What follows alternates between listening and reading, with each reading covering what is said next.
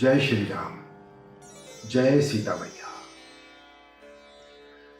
सीता जी ने एक आदर्श पत्नी की तरह अपनी गुप्तचर्यों द्वारा प्रभु श्री राम की दुविधा और उनके अंतर्द्वंद का पता लगा लिया।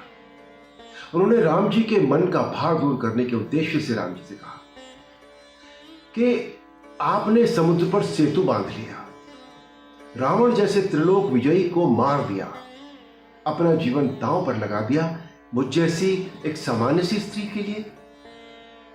इस पर राम जी ने बड़ी दृढ़ता से कहा,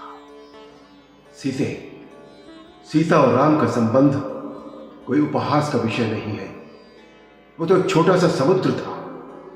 तुम्हारे लिए यदि कि धरती से किसी दूसरे लोक तक सेतु बांधना पड़े तो मैं वहां भी पहुंच जाऊंगा।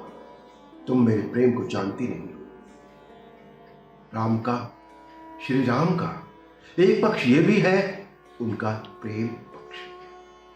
पत्नी के प्रति अपने उत्तरदायित्व को निभाते हुए रावण जैसे अजेय राक्षस को मारकर राम जी ने यह प्रमाणित कर दिया था। परंतु आज पति राम और राजा राम के बीच फंसे श्री राम निर्बल और असहाय हो गए।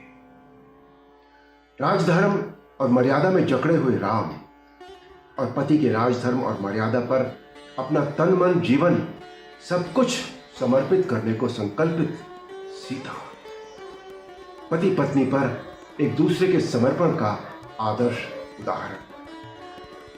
सीता जी ने कहा, एक स्त्री के लिए आप इतने चिंतित रहें कि राजकाज पर प्रभाव पड़े, ये अयोध्यापति को शोभा नहीं देता।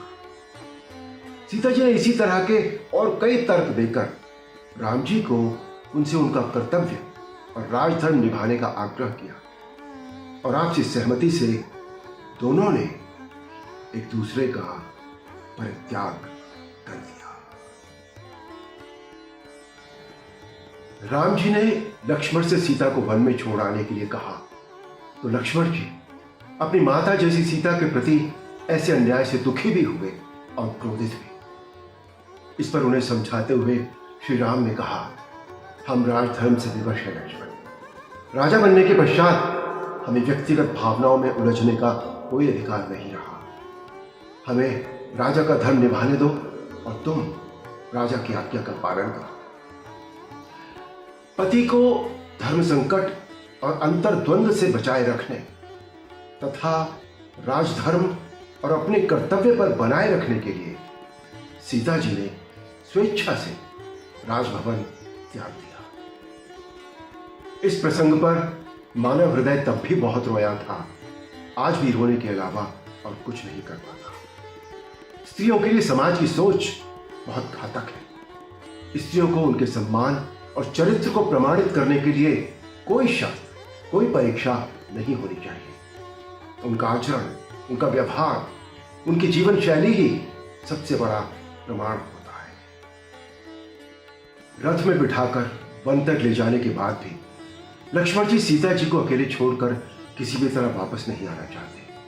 वो कहते हैं, मैं आपके पुत्र की तरह यहां आपकी सेवा करूंगा और आपको अकेला छोड़कर राजमहल वापस नहीं जाऊंगा। सीता जी उन्हें बहुत समझाती है और कहती है, अगर मुझे मां कहा है तो मां की आज्ञा मानो और राम जी के राजधर्म पालन में उनके सहयोगी बनो। धरती पर एक निशान बनाकर सीता जी कहती है, लक्ष्मण, एक दिन तुमने रेखा खींचकर मुझे उसके बाहर आने से मना किया था। आज मैं ये सीमा बांधकर तुम्हें आज्ञा देती हूं। तुम्हें मेरी शपथ है, इसे लांघ कर मेरे पीछे न आना।